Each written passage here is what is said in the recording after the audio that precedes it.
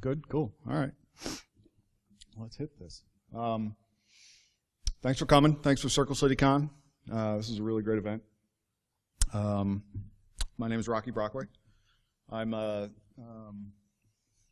what am I again? Yeah, Information Security and Business Risk Director. It's a mouthful. It's all good. In terms of credentials, the geek. Oh, sorry, I don't have the mobile thing on. The geek started early, so 22 years in InfoSec. I kind of lucked into it. My senior year at Case Western Reserve University, I was looking to do an internship with an organization and lucked into some guy named Dr. Peter Tippett, who had a little organization that was, we were developing antivirus at the time, and so I started in reverse engineering virus code. That little organization, he sold to Symantec, and I think became part of Norton Antivirus.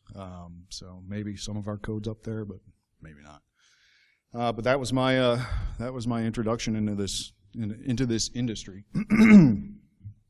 I've had 22 sorted years of reverse engineering, system and network administration, penetration testing, risk analysis, incident response, virtual CISO, all sorts of neat stuff. But, let's move on.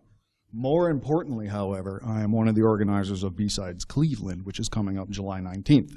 CFP closes next week, so if anybody's interested, if CFP isn't your cup of tea, come register. It's 4 hours from Indy, and that's where we're from. So, disclaimer A, everybody says that stuff. It's not my employer's stuff. Disclaimer B is more interesting, though. This is not. It's not a box popper talk. It's not a cool tool talk.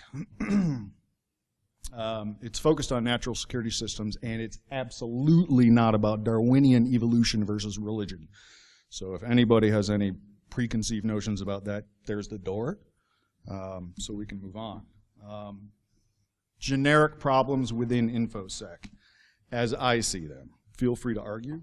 I expect arguments, but let's take it at one slide at a time. InfoSec is right now typically viewed as a tactical IT function, right? And that's a reactive state. It really, for all intents and purposes, and sorry, I hate that term. I just said that. That came out of my mouth. InfoSec really needs to be viewed as a function of the business, right? Not a reactionary IT kind of function. So, we need to get better at measuring what we do relative to the business metrics. That's kind of the biggest problem that information security has right now.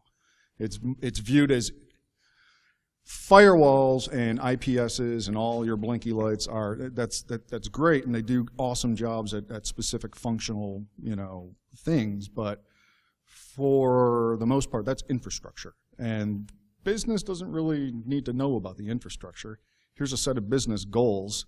We also want to understand metrics around those business goals, and security needs to be kind of intertwined in that. And that's really, in my opinion, the generic problems with InfoSec. The role of InfoSec really is to prevent the loss of business critical data. There are problems with that, and I'll get to that in a second. But the second here, and these next two really, I think, are the most important. Promoting innovation and allowing the business to take risk. In other words, we're trying to understand the risks to the organization in order to allow the business to take risk, if that makes sense. I'm sure it does, that type of crowd. But, without being able to take risk, organizations can't innovate, and without innovation, what are we doing? We're not progressing, we're not developing, inventing things and whatnot. And at the bottom, at the end of the day, the role is to protect the brand of the business. So there are problems inherently with those. And first of all, how many people, show of hands, this is IT calisthenics, right?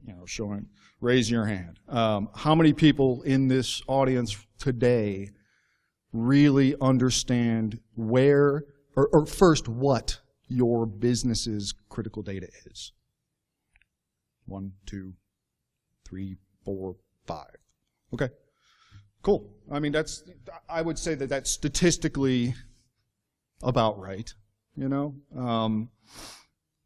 Now, where it really kind of gets interesting is not only understanding what it is, right, but where does it live, right? So before you raise your hands again, make sure you know what we're talking about. Where does your organization's business critical data actually live? Anybody? Roughly, okay. So that poses one of the biggest problems, for organizations, and the threat landscape is advancing at a ridiculous pace. Most people in our industry will say that we're probably a couple of years behind the incentivized, organized crime and or nation-state levels of malware. I mean, we're dealing with organizations that have 7-figure R&D budgets for malware. And guess why? It's a business. They're making a lot of money off of it. We're in the wrong business. But the last point here, really from an InfoSec problem point of view, is who else might find value in your organization's business critical data? Do we have any level of adversary analysis around that? There's a number of concepts about dealing with the InfoSec problem in terms of adversary ROI, right? Can we develop these systems that will effectively lower the return on investment for somebody who wants to get your stuff, right? Time-based security is another great, kind of example of that, being able to, reduce the amount of time it takes to detect and react to a potential breach, and thereby lowering the ROI for somebody who wants to get it. If we can make it such that there isn't a return on investment, that's kind of good, right? You're no longer considered low-hanging fruit. They'll move on. You're not profitable. So here's the standard FUD slide. There's a lot of shit that's bad, right? What are our organizational reactions, right? The organizational reactions to a lot of, a certain degree is buying more things that are very blinky and have, these functional definitions that it will prevent the latest and greatest blah, blah, blah. Okay, that's, it doesn't work. And there's a big, there's, let me just get to the, oh, yeah, right. So, and legislation, right, legislation. If you get to the point where, and we've seen this, we're seeing it, we're going to continue seeing it, but if you get to the point where you have to try to legislate your problems, you've completely missed what is wrong in the first place, right? So we have all of this kind of like stuff going on in our InfoSec world that is related to our businesses, and it's all kind of wrong. So what is this talk really kind of attempting to solve? Well, let's start with the fact that our InfoSec and IT spend is increasing at almost the same rate as our breaches. So if we're spending more and more money on all of this stuff that's intended to protect our business critical data, but the breaches keep going up, where are we going wrong here, right? So I mean, the first, I'm sorry, let me go back here. That was, the first one is Gartner over the last, I don't know, 6 years, and then the second graph on the breaches is the Verizon DBR over the last 5 years or so, including the latest one that just came out. And sure, you've got blips here and there, but when you kind of normalize all the data, having the two of those go up at the same time, we're investing in the wrong stuff. And I'll kind of get into that. So another problem that I want to that this talk is going to attempt to kind of address and consider potential answers for this obsession that we have with static models, right? It's the problem with walls, right? we all talk about our perimeter network, right? Firewalls and being able to make sure that the bad guys can't get in, and the good guy, our crown jewels stay our crown jewels within our perimeters and whatnot. And that's a completely invalid at this, in this day and age. Identity is our new perimeter, right? If our CEO can access, our organizational intellectual property from Starbucks on his iPad, there's no longer a tangible, static perimeter, right? But unfortunately, we are still thinking in this mindset, right? The problem with walls, right? If you take even the concept of even, let's say, a dike, right? At some point, or a dam, at some point, over time, water is going to figure out, oh, something, if I can just kind of, erode this little area here, eventually water is going to go through that static wall. Over time, all of our static controls will eventually fail. They'll eventually get to zero. Organizational entropy is another issue here. So this is actually one of my favorite terms. Organizational entropy is the natural result of assuming you're smarter than your adversaries. And boy, is that just an institutional flaw within most of our verticals. It's a very elegant kind of way to put it, but I mean, the bottom line is, our businesses, especially in the United States, where the economic power that we kind of wield across the rest of the planet, there's almost not instinctual, but it kind of goes hand in hand with, well, since we're so good at what we do and all of our industries are very powerful and whatnot, therefore we must be smarter than everybody else, or everybody should conform to the way we do things. And so it's just this almost institutional way of thinking within a lot of our business verticals, and that's just a dangerous place to be. And then finally, there's an unnatural state within our business organizations, right? I like to call it business as usual. So there's a problem with this business as usual mentality where, okay, sure, maybe our board is seeing profits or we're returning dividends on our stocks, but because we're in that kind of state, we're not taking chances, or we're not learning, we're not getting outside of our comfort zone.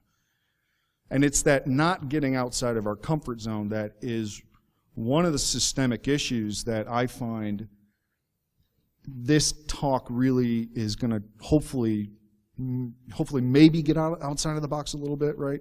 Because what's our incentive to get out of our comfort zone if we are economically being profitable? If our businesses or our organizations are doing well, what's the incentive to get out of the comfort zone?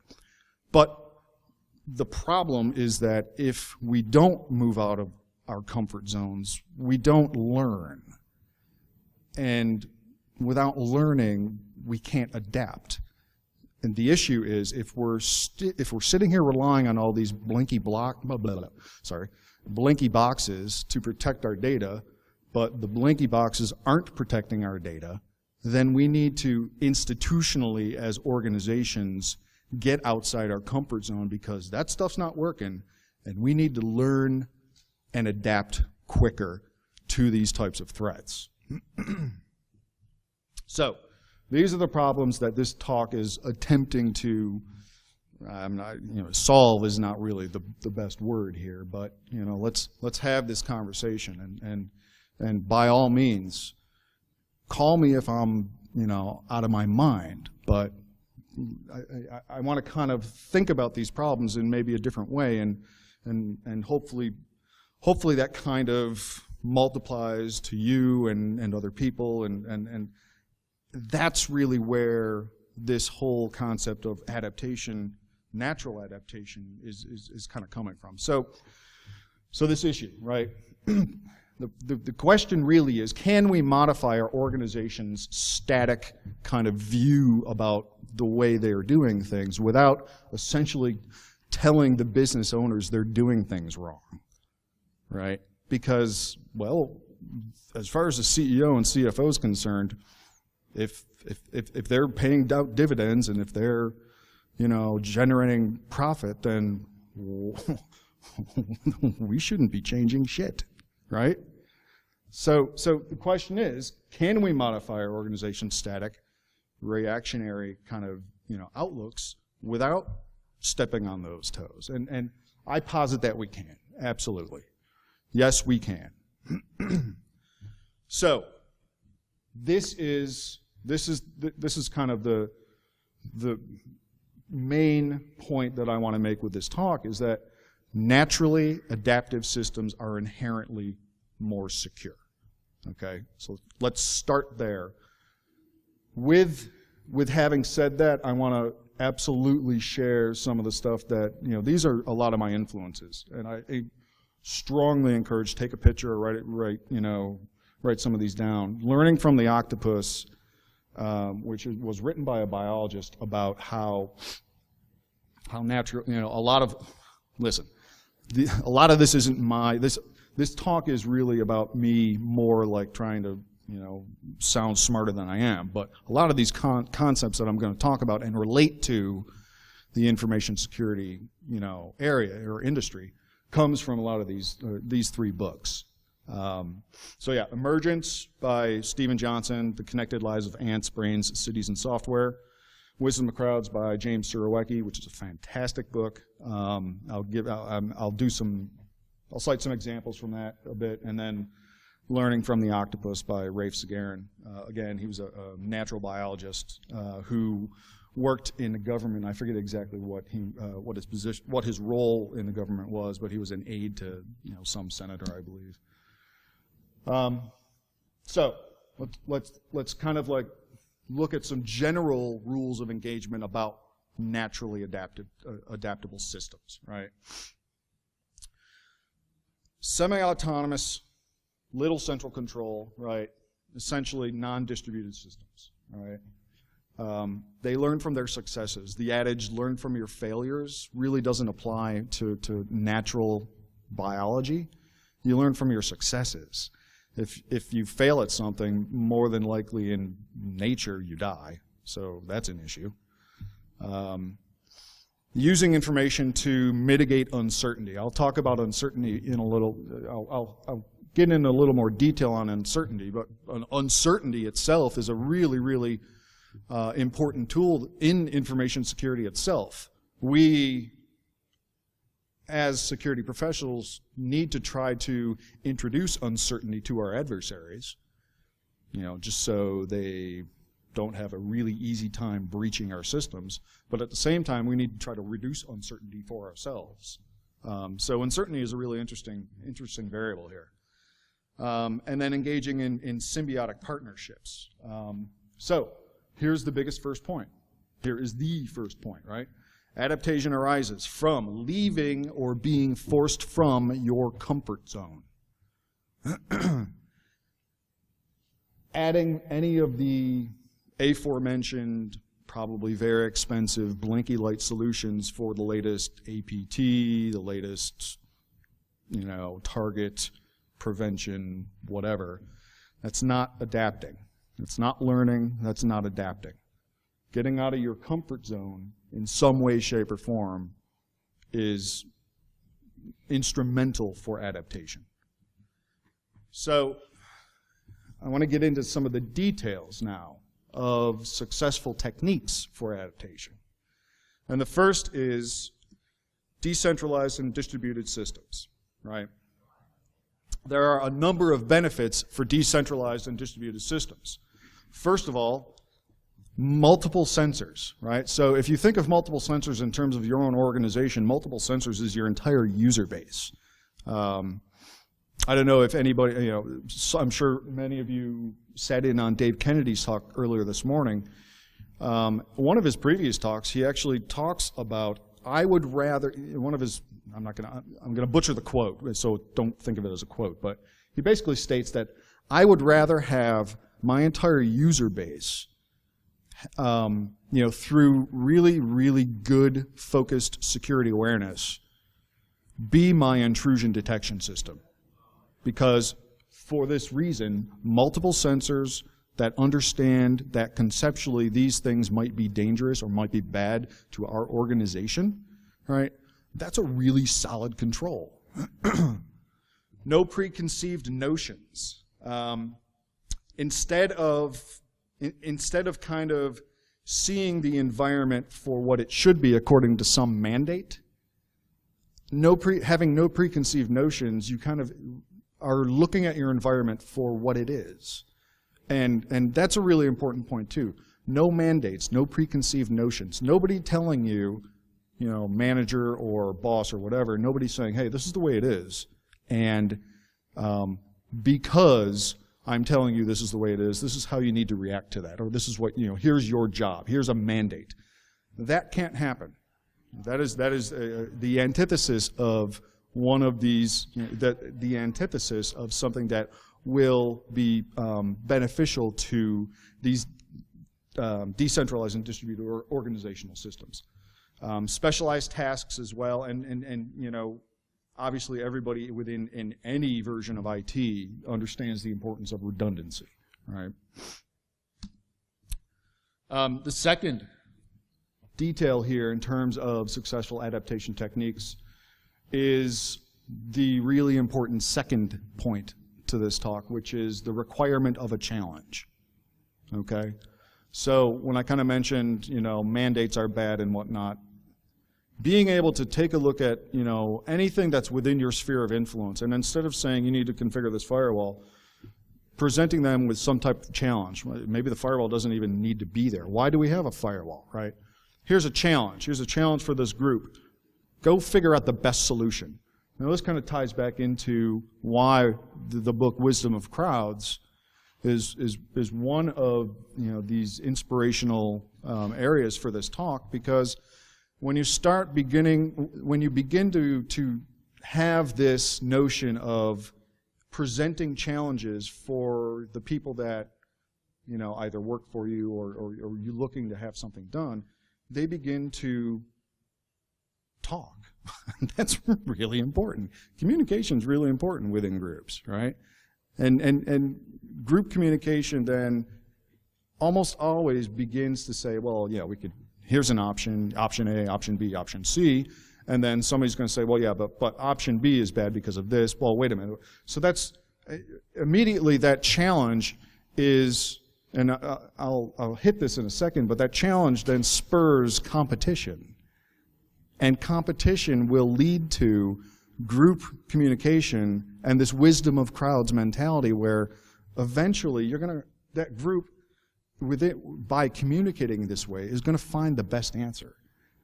I'll give you an example in a second, but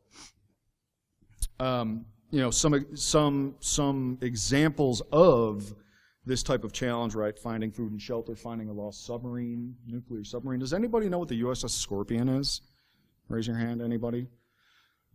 So, do you recall? I know it's an underwater search vehicle that uses a whole array of sensors. Maybe a different Scorpion.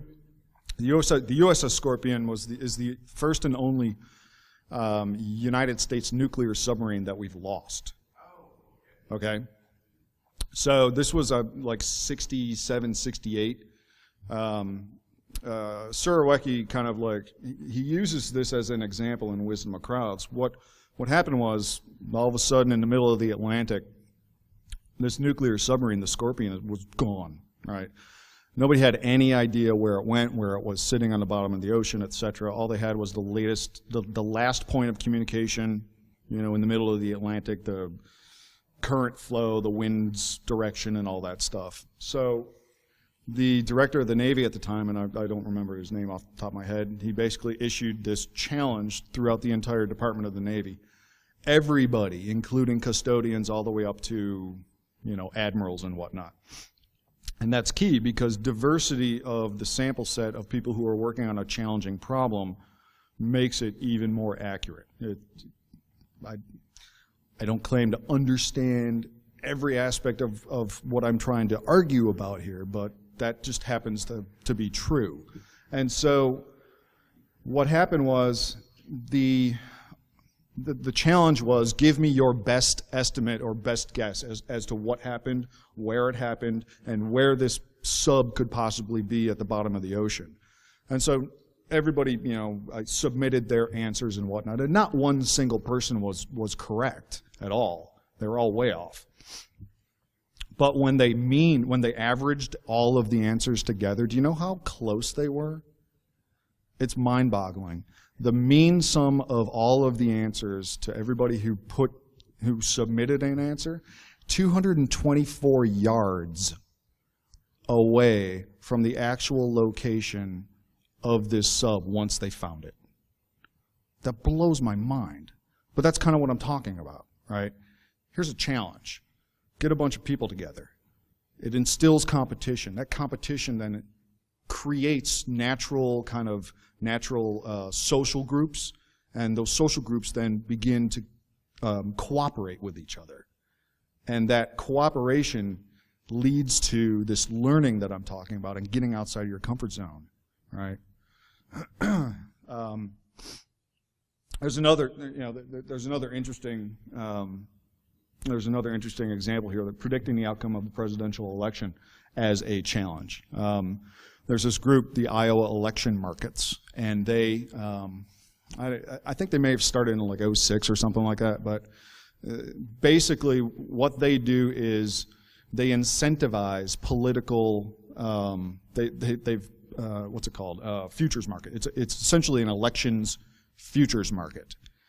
And you get $1 to spend on a particular, let's say, political campaign, political voting political election. The dollar and the incentivized kind of aspect of this challenge removes the political, part of that equation, right? If you're a Democrat and you're just asked to predict the outcome of a particular election, you're probably going to choose the Democrat. If you're a Republican, you're probably going to choose a Republican. But when you introduce the incentivized portion of this particular challenge with the potential to make more money, then that political tie kind of like goes out the window, and you get these guys for the last 6 or 7 years have astoundingly amazing and accurate predictions on every political campaign. 98 to 99% correct and accurate, blowing away any poll, that like the newspapers have and all that stuff, or CNN, right? But that's that challenge. But the variable with that kind of challenge is the incentivized portion of it. And when and again, I'll kind of harken back to an earlier talk today when Kennedy was talking about. There was a question that somebody had about, security awareness is great, but how can we sell this, or how can we influence, behavior and whatnot? And the answer is incentivize good behavior. Incentivizing good behavior goes just an amazingly long way towards, people wanting to actually do something good that then positively affects the organization. Okay, third detail here in terms of successful adaptation techniques is information sharing, filtering, and prioritization. In a lot of survival situations, using information can, and here's, I'm kind of going back to that uncertainty aspect to it. Using information can create or reduce uncertainty, right? And that absolutely sounds like what we in InfoSec employ on a day-to-day basis, right? As a defender, we want to reduce the amount of uncertainty for ourselves and increase the amount of uncertainty for our adversaries, and whether or not that, all of this really ties in together, right? Adversary ROI. Can we create enough uncertainty in our adversary who may find something of value in our data that then their return on investment in trying to breach our systems approaches zero and we're no longer low-hanging fruit, right? That's a good day, right? So the last one here is symbiosis. And symbiosis comes in a number of different, forms. Obviously, at the biological level, there are 3 different levels of symbiosis. This mutualistic, where everybody benefits; commensual, where one benefits, the other's not affected; and parasitic, where one party benefits, the other suffers. But symbiosis,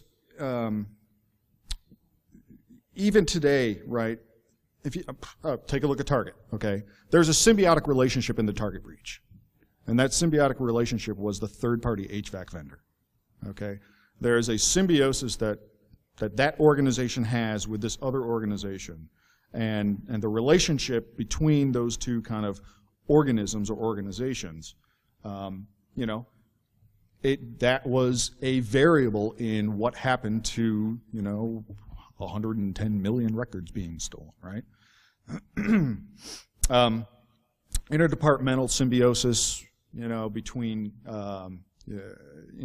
between business units, between business owners and leaders, or even what we'll call organizational custodians, whatever. Symbiosis is creates these reactions, and really a giant variable for this 4th variable for successful natural adaptation. So here they are, right? The 4 parts of successful adaptation: decentralized, distributed organizational systems, a challenge, sharing, filtering, and prioritization of data, which then can be utilized to either create or reduce uncertainty, and then symbiosis. And again, I'm thinking of all of this in terms of organisms and organizations. They're, in my mind, the same, right? You have something that is made up of a bunch of parts on both sides, and we can apply the same kind of sets of, maybe not rules, but, these types of things are applicable to each. So this cooperation, and the competition and cooperation variable that I mentioned earlier is the 3rd and final, big point here, right? Competition between the organisms leads to group cooperation, okay? That group cooperation can then increase effectiveness, etc. But the bottom line is, when you have a challenge and you have a bunch of people that are accepting of that challenge, that competition to, solve this challenge, at some point, the individuals are going to understand that we're trying to work for the same cause, and then begin to cooperate. And that group cooperation then kind of creates this social network of, oh, wow, now over here, this part of the organism or organization, maybe now competing with this other little social area of other organisms or people or what have you, right, depending on what we're talking about. And we have the potential for very, very small changes through this competition, cooperation, feedback loop to get very big very quickly, right? The group competition then leads to group cooperation, and so on and so forth.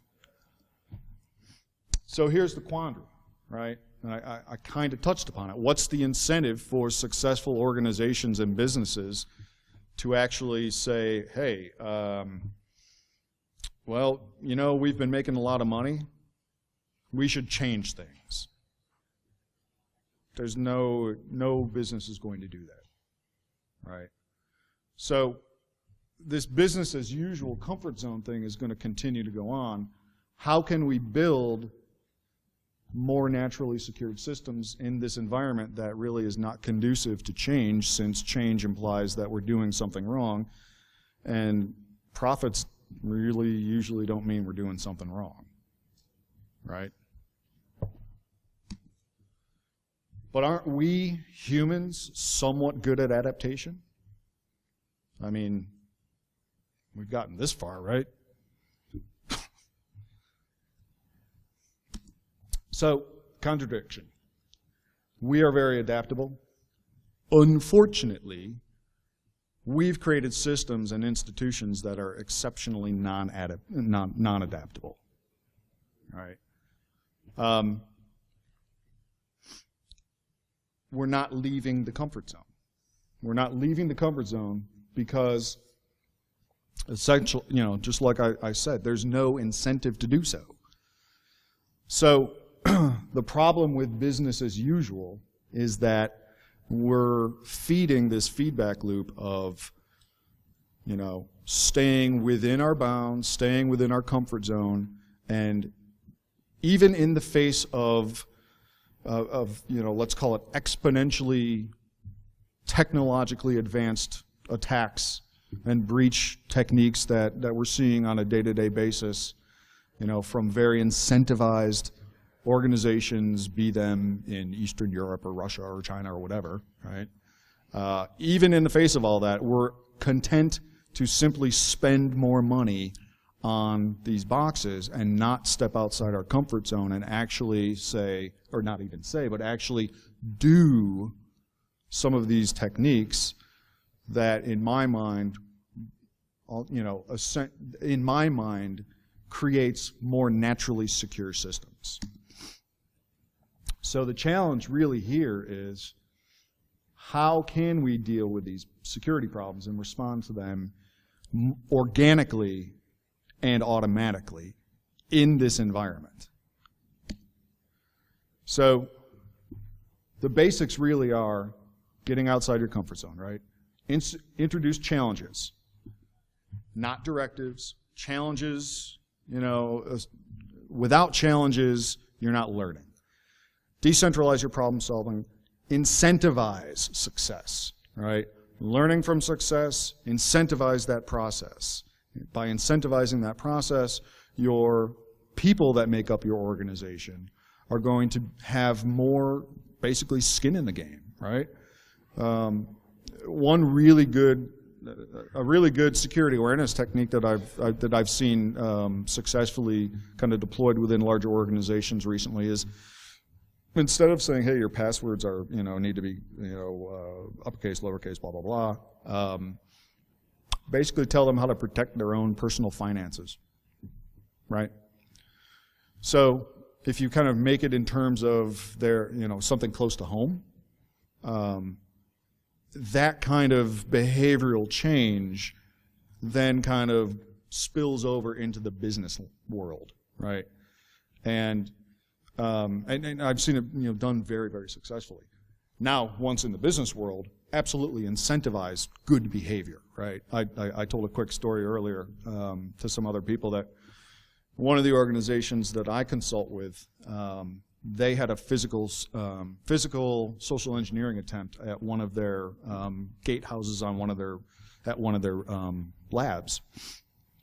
lab facilities. And so somebody came up and said, hey, knock on the window, and the guard opened the window and said, hey, I'm interested in applying for a job here. Please take my thumb drive. It's got my resume on it. Just put it on your computer. And the guard, did everything right. Said, no, I'm not doing that. And all of this was on film. Everything was caught on camera. And in doing so, in doing everything right, that was definitely a really good thing for the organization.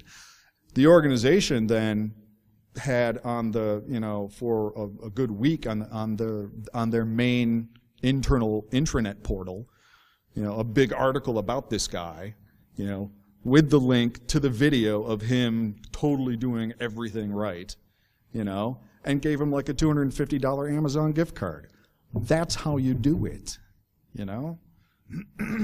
Promote learning, promote competition, promote cooperation, and all this stuff. Okay, so we'll do a little more IT calisthenics.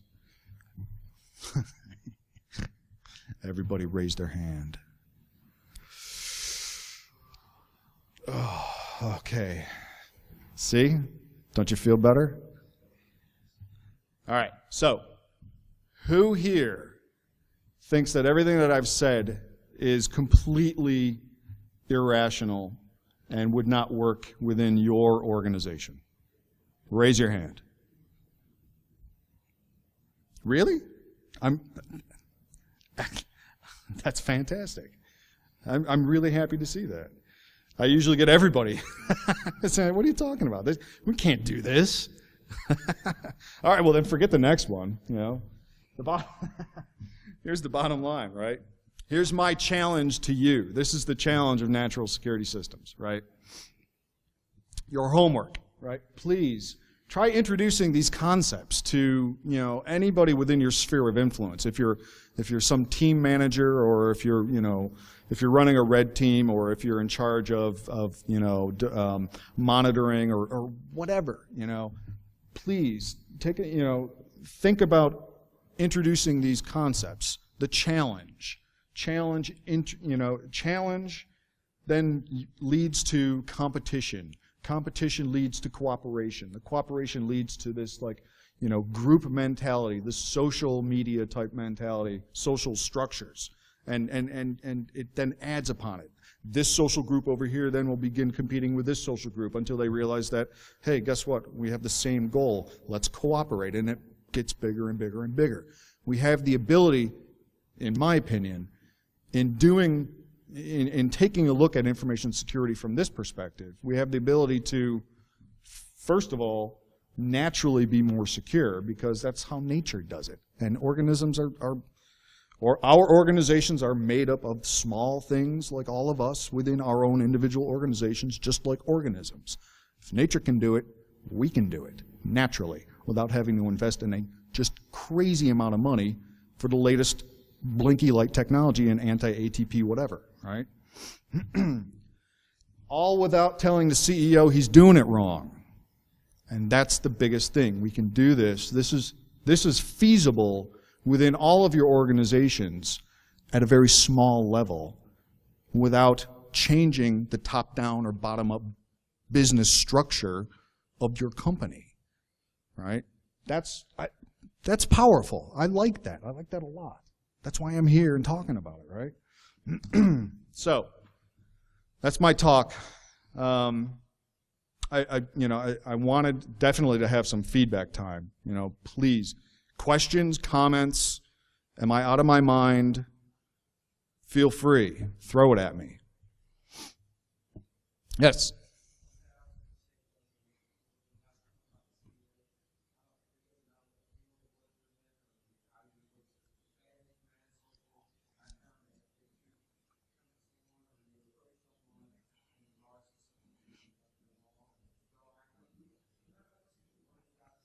Right.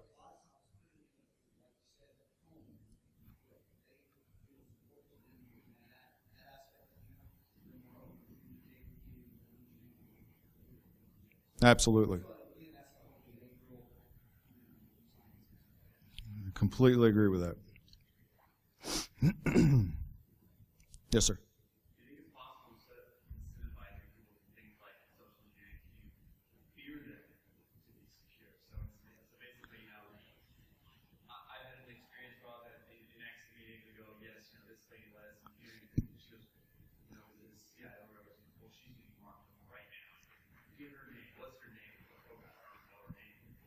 I mean, can you do the opposite? Fear them. Sure. No, you absolutely can fear people to do whatever, right? Is that a long-term, adaptation technique? Probably not. Sure. Okay. I'm not going to disagree with that, right? But on a long-term adaptation perspective, probably not. I mean, but there's something to be said about fear, right? And fear is incentivizing in itself, or can be, right? Not always. But, we all talk about, I even talked about, fear, uncertainty, and doubt, right? The FUD factor. While it gets a bad rap, and I can stand up here and say, that it's bad and whatnot and so forth, there is something about, there is definitely can be a positive fear element that can be incentivizing to a portion of your population, within whatever organization you're at. But it's like catching the tiger by the tail, right? It's something that could spiral out of control really quickly. So I would say that while I wouldn't say it's part of a natural adaptation technique, I would agree that it can be utilized very carefully. Just watch it, Yes, ma'am.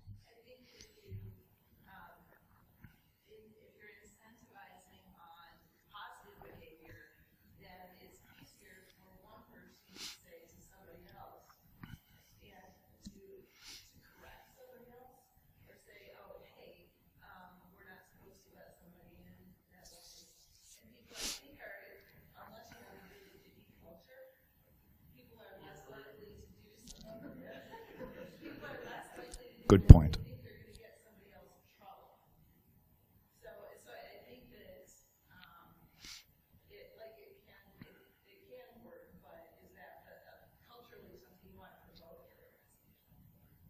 Yeah, that's a great point.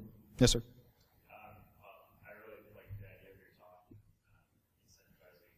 The thing that I thought of immediately was like the idea of gaming, or like making a game to your employees of finding a phishing email or identifying. Sure.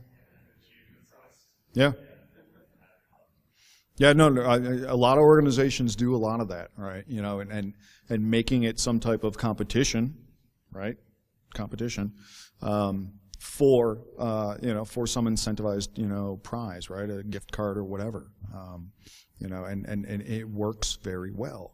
The whole what has always been frustrating to me from a security awareness perspective is that you have all of these compliance frameworks that say you have to have security awareness programs, and that compliance frameworks suck, right? Each one of them are geared towards trying to secure a specific type of data as opposed to securing, period, as opposed to securing, right? And that just leads to the checkbox mentality. Sure, we told people that they have to have complex passwords. Security awareness, check. Having the real good types of trainings and competitions and things like that you're alluding to, works very well and has been showing a lot of really good results in a lot of the organizations that I work with. Absolutely.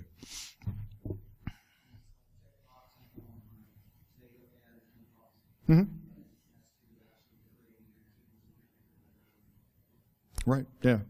I mean, all that stuff is, again, it's that business as usual mentality, not getting outside of your comfort zone. And if you stay there, you're not going to be able to learn. You're not going to be able to adapt. And again, naturally adapting like this, I really feel we can collectively make our organizations more secure by kind of adapting, utilizing these types of techniques. So. Anybody else? Questions, comments? B-Sides Cleveland, July 19th. All right, everybody. I appreciate you coming out, and thank you very much.